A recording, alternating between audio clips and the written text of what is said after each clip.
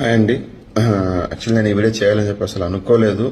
But నిన్న evening నుంచి కీర్తి గారు ఒక పోస్ట్ పెట్టిన తర్వాత చాలా మంది మెసేజ్ చేసేసి నన్ను ఫోన్ చేసి అడుగుతున్నారంట, దయచేసి మీరు ఇలా కీర్తి గారిని వదిలేయకండి, ఏమన్నా కూర్చొని మాట్లాడుకోండి అని చెప్పి చాలా మంది కంటిన్యూగా మెసేజ్ పెడుతున్నారు. అందులో మ్యూచువల్ గా ఇలాగ మాట్లాడుకొని విడిపోతున్నాం, ఫ్రెండ్స్ గా ఉండిపోతాం అని చెప్పేసి చూడండి, ఇలాగ వదిలేయడం అని చెప్పేసి it's not at all my decision అండి. ఎందుకంటే నేను ఆల్రెడీ తనను పెళ్లి చేసుకుని లైఫ్ లీడ్ చేయాలి, ఈ ఇయర్ పెళ్లి చేసుకోవాలని చెప్పి నేను కానివ్వండి మా ఫ్యామిలీ కానీ చాలా మంది కోరుకున్నది అదే అనమాట. సో అలాంటప్పుడు నేను ఎందుకు మ్యూచువల్ గా విడిపోవాలని చెప్పి డిసిషన్ తీసుకుంటానండి. It's not at all my decision, it's our own decision అనమాట, అట్లా విడిపోవాలని చెప్పేసి. ఎందుకంటే సో నేను ఇంకా స్టేబుల్ కాలేదు, ఫైనాన్షియల్ గా స్టేబుల్ కాదని ఒక రీజన్. సో తనకు స్ట్రాంగ్ గా ఇది అనిపించింది. సో తన డిసిషన్ తీసుకోదని చెప్పి తను డిసెంబర్ లోనే చెప్పి she started her new life already.